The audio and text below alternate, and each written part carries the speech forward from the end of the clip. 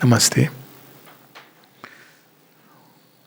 हम लोगों ने पढ़ा कि किस तरह से हमारे ही अंदर वो संभावना, वो सत्य, वो शक्ति है जो वास्तव में जिसने ये सारी सृष्टि को बनाया है। ये बहुत अद्भुत लगता है, हमारे अंदर है। यही स्पिरिचुअल लाइफ का जो मूल सिद्धांत है वो यही है। श्री अरविंद की एक बहुत सुंदर राइटिंग है उपनिषदों पर, और उस उपनिषद में उस राइटिंग पुराने SABCL में पेज 475 पे थी, SABCL, बट उसकी ये line, if you just type this word even in new edition, lift your eyes towards the sun.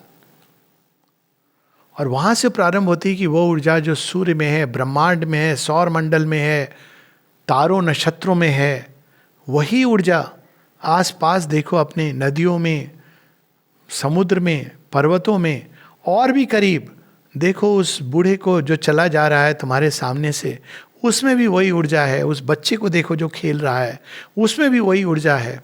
और फिर वो कहते हैं नहीं, वो तुम्हारे अंदर भी है।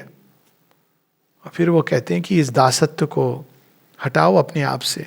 Do not be a trembler and a doubter, for in your apparent body dwells the billion bodied one. तो ये सत्य आध्यात्मिक चेतना के द्वारा हमारे अंदर प्रकट होता है। मन की चेतना इसको प्रकट नहीं कर सकती। मन विश्वास कर सकता अधिक से अधिक, लेकिन अगर उसको उद्घाटित करना है तो वहीं पर पूरी स्पिरिचुअल प्रैक्टिस, योग is all about this, essence उसका।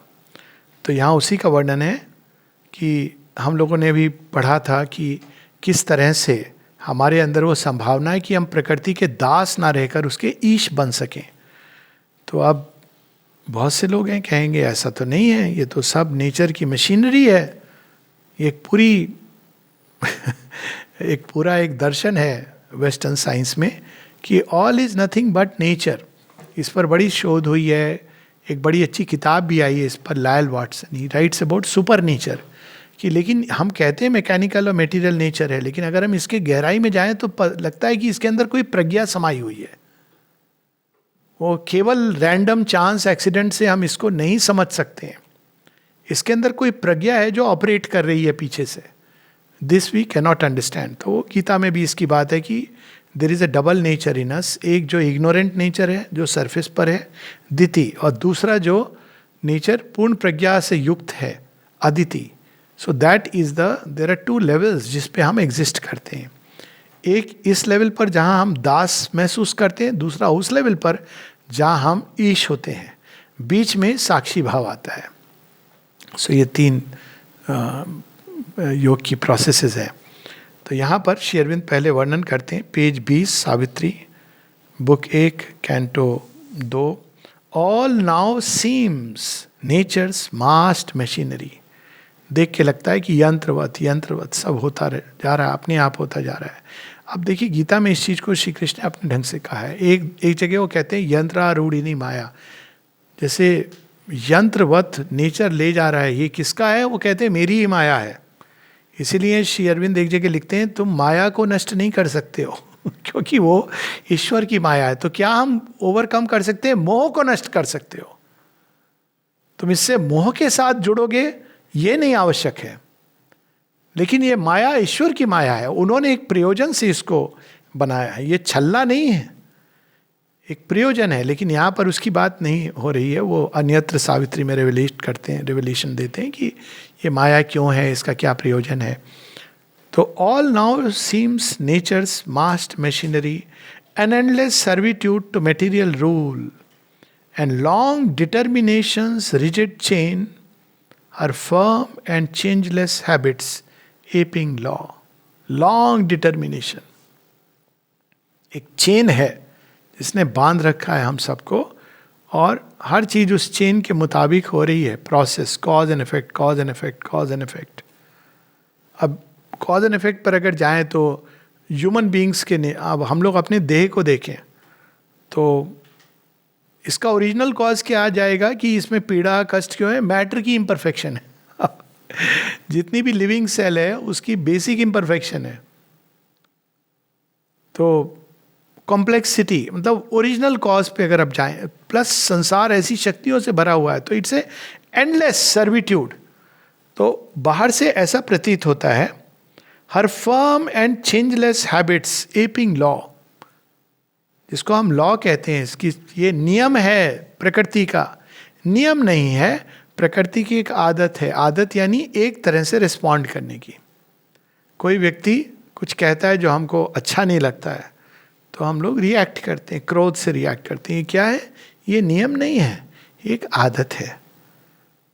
एक वायरस आता है शरीर के अंदर, हम रिएक्ट करते हैं भय के साथ, रोग के साथ। ये नियम नहीं है, ये आदत है।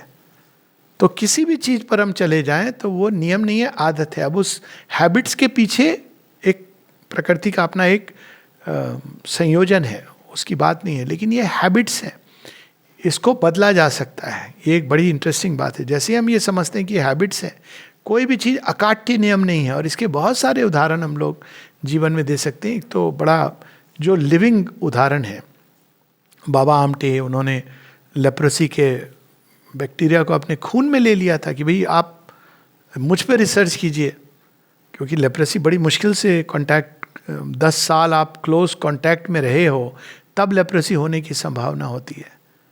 तो बड़ी स्लो ग्रोइंग, अब उस पर रिसर्च नहीं हो सकती, क्योंकि ह्यूमन बींग्स के अलावा केवल चूहे होते हैं जिनके फुट पैड पे लेप्रोसी होती है। तो आप रिसर्च कैसे करोगे लेप्रोसी पे? तो दवाई रिसर्च की, तो उन्होंने कहा अच्छा मेरे ऊपर करो, तो आपको मैं इंजेक्ट कर लेता हूं अपने। 3 बार उन्होंने प्रयास किया, कुछ नहीं हुआ। अब वो एक हैबिट, एक अलग व्यक्तित्व है, नहीं तो लॉ के हिसाब से he should have died of that, he should have developed leprosy. स्वेच्छा से वो कह रहे हैं कि मेरे अंदर इंजेक्ट करो। तो कोई भी ऐसा अकाट्य नियम नहीं है जो हम लोग बना देते हैं कि ऐसा है तो ऐसा ही होना है। किसी भी मोमेंट पर प्रकृति की जो फिक्स धारा है वो बदल सकती है अपने कोर्स को। और इवन मैं हार्डकोर मेडिकल साइंस की बात कर रहा हूँ, इस पर बड़ी स्टडीज भी हुई हैं। जैसे कैंसर पे एक स्टडी हुई है, तो कैंसर के अंदर ये चीज मानी गई है कि स्पॉन्टेनियस रेमिशंस होते हैं, अचानक ठीक हो जाता है। जैसे बड़ी स्टडीज हुई हैं कि क्यों होते हैं ये, कौन से ऐसे लोग हैं जिनके अंदर अचानक ये ठीक हो जाता है। इतनी एग्रेसिव चीज है। Stage 3 I have read cases, stage 4 मरने वाली है, उसके ऊपर रिसर्च हो रही है LSD की कि अब तो इसका तो 2 महीने, गर्भवती भी है, लेकिन एवरीथिंग गेट्स रिवर्स्ड। तो एक कहानी मैं पहले शेयर कर चुका हूं। तो अब लेकिन मूल चीज है कि कोई चीज है हमारे अंदर जो फिक्स्ड कोर्स को चेंज कर सकती है। हम उसको नहीं जानते, उससे परिचित नहीं है, लेकिन बाहर से अगर हम देखें तो यही हमको लगता है कि her empire of unconscious deft device annul the claim of man's free human will. जो आधुनिक विज्ञान है उसने बहुत सारी अच्छी भी चीज़ें दी हैं, ऐसी बात नहीं है, लेकिन एक बहुत बड़ी चीज़ हमसे चुरा ली, 2-3 चीज़ें चुरा ली, और वो हमारी बहुत प्रेशियस चीज़ें थी।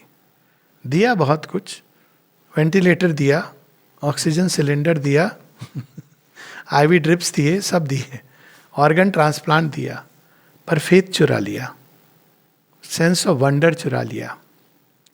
ये चीज़ें बड़ी इंपॉर्टेंट थी और हमें ये दे दिया इंस्टेड कि तुम दास हो। डॉक्टर लोग बड़े परेशान होते हैं, उनसे कहे कि क्या हमारी फ्री विल को समाप्त कर दिया, क्या हम अपने आप डॉक्टर साहब ठीक नहीं हो सकते? अच्छा, डॉक्टर हम हैं या तुम हो? अब डॉक्टर तो आप ही हैं, डिग्री आपने ली हुई है। क्योंकि मेडिकल कॉलेज में पढ़ाया नहीं जाता है। फैक्ट बता रहा हूँ कि फेथ का क्या रोल है, विल का क्या रोल है, हायर कॉन्शियसनेस से की ओर हो सकता है कि नहीं, ये नहीं पढ़ाया जाता है। तो डॉक्टर अब क्या करे, वही पढ़ते पढ़ते, वही मरीज देखते देखते उनके दिमाग में बस यही चलता रहता है। हॉस्पिटल का एटमॉस्फेयर कितना भयानक होता है। रोगी जाए तो उसको लगता है कि अब बस बच के चलाऊं मैं यमराज जी से।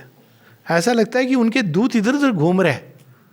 कॉरिडोर में जाइए, वहाँ भी आपको 3-4 इधर, आपको लगता है यहाँ से कब मुझे छुट्टी मिले। पर कुछ लोग हैं जिनको बड़ा पसंद आता है हॉस्पिटल का एटमॉस्फेयर, इतने हार्मनी में होते हैं कि वहीं जाके उनको लगता है अब हमको ऑक्सीजन मिल जाएगा। माता जी बताती हैं कि हॉस्पिटल्स के एटमॉस्फेयर बहुत वो रोग से ठीक होने के नहीं होते हैं, वो आपको और रोग को वर्स करने के। लेकिन माँ कहती है कुछ लोग हैं जिनको इसी एटमॉस्फेयर में बड़ा हार्मोनियस लगता है, उनको सुरक्षा का एहसास वो आस पास सफ़ेद कपड़े देख के होता है, ना कि उस श्वेत वर्णी डिवाइन मदर में होता है। तो अब है ये, तो ऐसा प्रतीत होता है, यहां पर उसका वर्णन है कि मैन की कोई फ्री विल नहीं है। अब लेकिन सत्य क्या है? अब डॉक्टर के पास जाएंगे तो वो क्या सत्य बताएगा? He too is a machine amid machines, machine है, चल रही है, काम कर रही है। A piston brain pumps out the shapes of thought, a beating heart cuts out emotions modes, an insentient energy fabricates a soul. Doctor से बोलोगे डॉक्टर साहब आत्मा, देखो आत्मा की बात मत करो, ये मन का फितूर होता है, हेलुसिनेशन होता है आत्मा, इस फितूर की यहां जगह नहीं है। मिला हमें बहुत सारे ऐसे डॉक्टर्स हैं, उनको अगर आप बोलो तो बहुत वो फिर एग्रेसिव मोड में आ जाते हैं, क्योंकि belief system, medicine, science has become a religion, cult.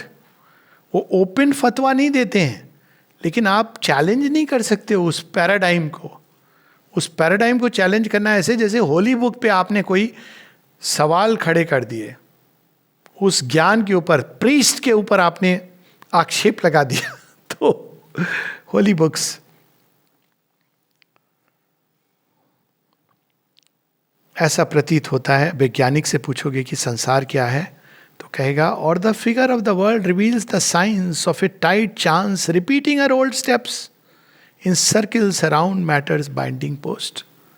तो वो कहेगा कुछ नहीं है, चांस रैंडम इवेंट्स है, रैंडम इवेंट से अणु बन गया, रैंडम इवेंट से पत्थर, पौधे, वृक्ष, नदी, नाले, पर्वत, इतना सुंदर रैंडम इवेंट से। हाँ, विकास क्रम रैंडम इवेंट, चांस म्यूटेशंस। मनुष्य का थॉट विचारवान। शेरविंद की एक पोयम है बड़ी अद्भुत, साइंस पर उन्होंने एक डिग लिया है। वन ड्रीम्ड एंड सॉ, क्या देखा कि एक डिसऑर्डर्ड ग्लैंड, हैमलेट लिख रही है, ये ह्यूमर है इसमें। A thyroid meditating almost nude sat under the bo tree and got enlightenment. ऐसे ही हम लोग बोलते हैं थायराइड की प्रॉब्लम होगी, अब उनको अचानक ऐसे विजन हुआ, उनको लगा एनलाइटेंड है। तो इस तरह से करते करते a brain by a hungry stomach driven conquered Helena, वो पूरा वो नेपोलियन का वर्णन हो रहा है। और लास्ट में वो सेंस ऑफ ह्यूमर, वो ultimate irony. A scientist played with atoms and blew out the world before God had time to shout कि बहुत आगे चले गए, रुक जाओ। तो लेकिन वैज्ञानिक के लिए it's just a chance, a random series of inept events to which reason lends elusive sense is here. Or the empiric life's instinctive search, or a vast ignorant mind's colossal work. शायद कोई विश्व मन है जिसने पता नहीं किस अंधकार में, वो कहा ना शेक्सपियर ने, इसे sound without with lot of fury and sound, but without any sense or meaning in it. Vanity of vanities. Shakespeare nahi, sorry. Was it Wordsworth or anyways? Their souls rest in peace. But it is a vanity of vanities. कि शायद किसी मन की उपज है ये संसार, पर क्या है ये, इसमें क्या है? हमारे यहाँ भी ऐसे हुए हैं, ये दुनिया मेरे नहीं, वो दुनिया बाबुल का घर, ये दुनिया ससुराल। अरे ससुराल इतना बुरा भी नहीं होता है, मतलब ये क्या है, यहाँ कौन है तेरा मुसाफिर जाएगा कहाँ। अब ये सब गाने ना इतने दुख से भरे अब साथ, अरे कुछ ऐसा करो कि यहाँ पर हमको चीज़ें बदलनी है, लेकिन हमेशा वो एक पलायनवाद का दृष्टिकोण, तो ऐसा ही लगता है देख के। लेकिन अब यहाँ पर श्री अरविंद पंच लाइन दे रहे हैं, but wisdom comes and vision grows with in. लेकिन एक ज्ञान आता है और एक नई दृष्टि से हम इस सृष्टि को देखते हैं. दृष्टि बदल जाती है तो सृष्टि भी भिन्न दिखाई देने लगती है. Then nature's instrument crowns himself her king. तो वही बच्चा जो पालने में है, जिसको धाय को भी मां समझ रहा है, सब जो कह रहे हैं, वो तो प्रिंस है. एक दिन वो बड़ा होता है और अपनी ही राज्य को क्लेम करता है. तो वही लोग जो उसको आदेश दे रहे थे, वो कहते हैं महाराज आप आदेश दें. नेचर्स इंस्ट्रूमेंट, सोल अनीश की अवस्था में जब वो प्रकृति की दास के रूप में अनुभव कर रही थी, वो सेल्फ हमारा वो फ्री होता है और वही राजा के रूप में प्रकृति के सामने प्रकट होता है. He feels his witnessing self and conscious power. His soul steps back and sees the light supreme. तो यहाँ 3 अवस्थाएं बताई हैं सोल और नेचर के संबंध की. एक जिसमें वो दास है, अनीश, यानी वो अनीश माने वो ईश नहीं है, अन ईश. He is not lord, he is. Now ये देखिए बड़ा सुंदर वर्ड है. He is actually the lord but is not lord, इसलिए उसको दास नहीं कहा जा रहा है. He is actually the lord, पर उसकी अवस्था ऐसी है कि वो जैसे जेल में है, वो कहे सबको कि मैं राजा हूं, हो गए राजा अपने राज्य की, यहाँ तो आइसिस चलता है. तो अनीश वो अवस्था है. फिर वो नेक्स्ट स्टेप होती है साक्षी. तो इस soul steps back witness self में. वो कहता है अरे मैं इसका दास क्यों हूँ. और ये विटनेस सेल्फ बहुत बड़ी एक पावर देता, हमको एम्पावर करता है. इससे क्या होता है, हम देखते हैं कि चीज़ें कैसी चल रही हैं, स्टेप बैक करके हम उसको सैंक्शन देना बंद कर सकते हैं. जब आप सैंक्शन देना बंद करते हो जो पुरानी गति है, तो कुछ समय तो चलेगी, उसके बाद वो अपने आप, जब सैंक्शन नहीं मिलेगा तो वो टूट जाती है. हैबिट्स को ब्रेक करने का this is one of the best veg. 3-4 हफ्ते किसी भी पुरानी गति को सैंक्शन नहीं देना है. स्टेप बैक करके जब वो इम्पल्स आ रही है तो एक पीछे पॉइज लेके कि नहीं, no no, the power of no. तो वो फिर धीरे धीरे कमज़ोर होती हुई एक समय आता है जब वो बस सांप मर जाता है, लाठी नहीं टूटती है. तो वो एक टाइम आता है. पर पहले सैंक्शन, अंदर से सैंक्शन नहीं देना. इवन बाहर से, शुरू में क्या होगा, बाहर से आदमी फिर ड्रैग्ड होकर जाएगा, लेकिन अंदर में सैंक्शन नहीं है. फिर धीरे धीरे वो ड्रैग होने के पहले उसको सचेत हो रहा है. तो ये विटनेस सेल्फ, साक्षी. और तब वो क्या देखता है कि इज एक्चुअली द ईश. तब वो एक्चुअली कह सकता है कि मुझे ये चाहिए, ये नहीं चाहिए, ये वाली गति चाहिए, सुंदर विचार चाहिए, सुंदर भाव चाहिए, दिव्यता की ओर मुझे मुड़ना है. तब वो प्रकृति अपने आप वो दूसरा रास्ता खोजने लगती है. His soul steps back and sees the light supreme. A Godhead stands behind the brute machine. लगती है मशीन है, लेकिन इस मशीन का कोई स्वामी भी है. और जिस दिन हम ये जान जाते हैं कि ये यंत्रवत प्रकृति का स्वामी भी कोई है, हालांकि वो देख रहा है इस खेल को, पर हम चाहें तो उसके साथ एक होकर इसमें इंटरवीन करके बदल सकते हैं चीज़ों को. और उस स्वामी के साथ एक होना, यही योग है. जिस भी माध्यम से, भक्ति के माध्यम से, कर्म के माध्यम से, to become one with the divine within and the divine in this world. That is the whole secret and purpose of योग.